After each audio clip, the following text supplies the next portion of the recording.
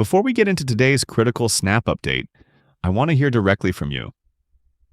Please drop your city and state in the comments and let me know whether you received your full SNAP amount, a partial deposit, or still nothing on your EBT card. Your feedback helps us track exactly which states are paying correctly and which ones are still behind. Also, please like and subscribe to Social Security Posts because I bring you verified benefit updates every single day. So seniors, disabled individuals, and low-income families are never left in the dark. Today's situation is extremely important because millions of Americans have been waiting nervously to understand when payments will normalize after the most chaotic 2 weeks in SNAP history. This video will break down exactly what changed in the last 24 hours, why this update is so different from the confusing information earlier in November, and how fast states are expected to push full payments to EBT cards now that federal funding is restored. The government shutdown that caused the delay has officially ended, and for the first time this month, we have a clear timeline on when states should complete back pay, retroactive payments, and remaining November deposits. I will walk you through what the USDA confirmed, how long states typically take to release funds after a shutdown, and why some people already got their full amount while others are still waiting. Let's break down the facts in simple language so everyone understands what to expect next. The federal government has officially reopened after a 43-day shutdown, the longest shutdown in American history. This shutdown directly caused SNAP delays, partial deposits, and missing payments for millions of households in all 50 states. Congress passed a temporary budget bill known as a continuing resolution, and the president signed it into law, officially restoring federal operations. But here's the most important part for anyone receiving food assistance. Even though this is a short-term deal to reopen the government until January 30th, lawmakers inserted full-year funding for the SNAP program. That means the SNAP budget for all of 2025 is fully protected, separate from the temporary government extension. This full-year funding is a huge victory for low-income families because it guarantees no interruptions, no partial payments, and no shutdown-related delays for the next 11 months. Even if another shutdown occurs after January 30th, and many analysts expect more political gridlock, SNAP benefits are now shielded from future disruptions until October 2025 at minimum. This eliminates the fear many seniors had last week that they could face the same chaos again in December or early next year. In short, SNAP has a financial firewall around it, and future government shutdowns cannot freeze or reduce monthly EBT deposits. The USDA announced that within 24 hours of the government reopening, they would release all federal SNAP funding to every state. That 24-hour window has now passed, meaning all states officially have access to their full November food assistance budget. This includes both the regular monthly allotments and the retroactive funds owed to households who only received a partial payment earlier in November. This federal green light is important because SNAP funds do not go directly from the USDA to individual recipients. The money must first be pulled down by each state's Department of Human Services, Department of Social Services, or equivalent agency. Once states receive the funds, they must run the money through their internal verification systems before loading deposits onto EBT cards. This process includes confirming the total number of households enrolled, calculating corrected amounts for anyone affected by partial funding, and running quality control checks to prevent system errors.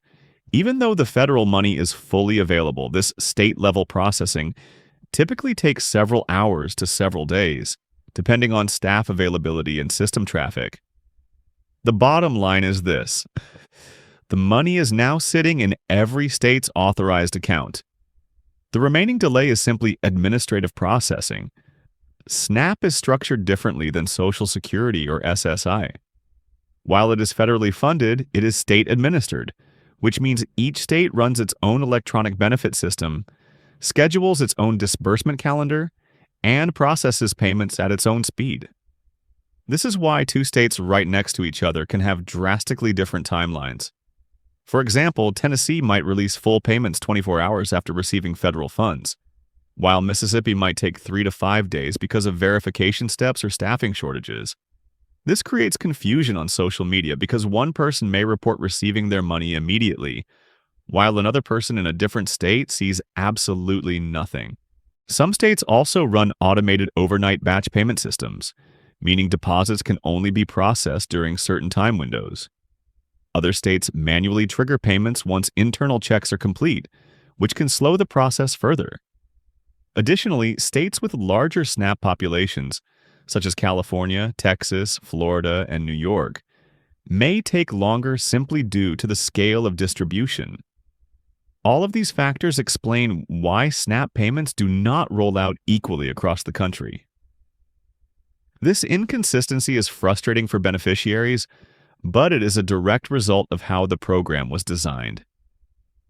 If you received a partial SNAP payment earlier this month, your state now has to do more technical work to send the remaining balance. States that issued partial deposits had to reprogram their systems to temporarily send reduced benefits during the shutdown. Now they must reverse those adjustments, recalculate every household's correct amount, and load the difference as back pay. This system recalibration takes longer because it must be done carefully to avoid errors such as miscalculations or duplicate benefits.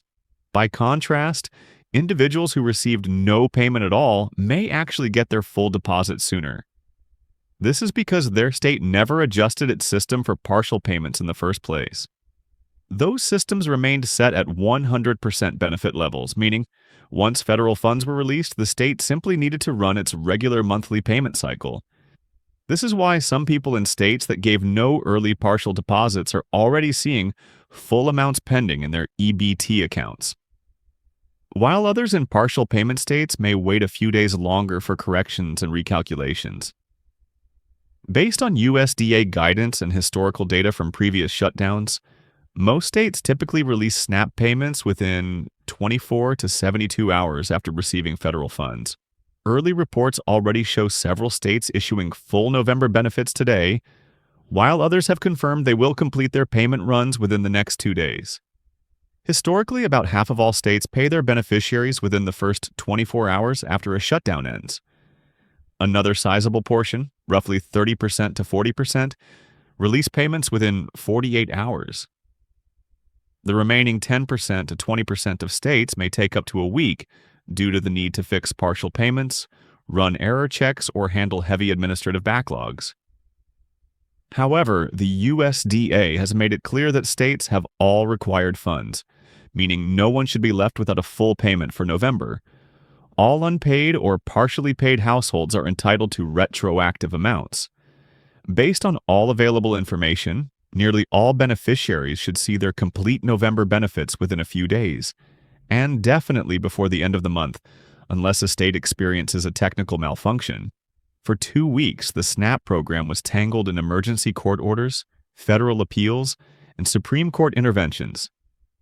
Judges were forcing partial funding releases, then blocking them, then reversing decisions after the administration challenged them. All those legal battles are now over. With the passage of the new funding bill, everything related to the November delays is fully resolved, and SNAP operations are returning to normal nationwide. Most importantly, the inclusion of full-year SNAP funding in the bill means the program is now insulated from future shutdowns. Even if the government deadlocks again in January, which many economists believe is likely, SNAP will continue without interruption. No more fear of partial payments, missing deposits, or federal freezes. Seniors, disabled individuals, and low-income families can now rely on consistent food assistance for the rest of the year, even if lawmakers battle over the federal budget again. If you haven't received your SNAP benefits yet, please stay patient. We now have confirmation that every state has access to the funds, meaning your payment is not lost. It is simply in the state processing stage. Whether you received a partial payment or nothing at all, you will receive your full November amount, including back pay where necessary. The worst of the confusion is finally behind us. The shutdown is over, the courts are no longer blocking funds, and the USDA has completed its role.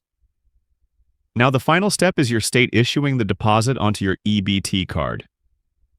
Before you go, please comment your city and state and tell me whether you received your full SNAP amount yet. Your feedback helps thousands of other viewers understand what is happening in their region. And please like and subscribe to Social Security Post so you never miss verified updates on SNAP, Social Security, SSI, SSDI, and Medicaid. I will continue tracking every state's payment schedule until all November benefits are fully delivered. Stay safe, stay informed, and thank you for being part of this community.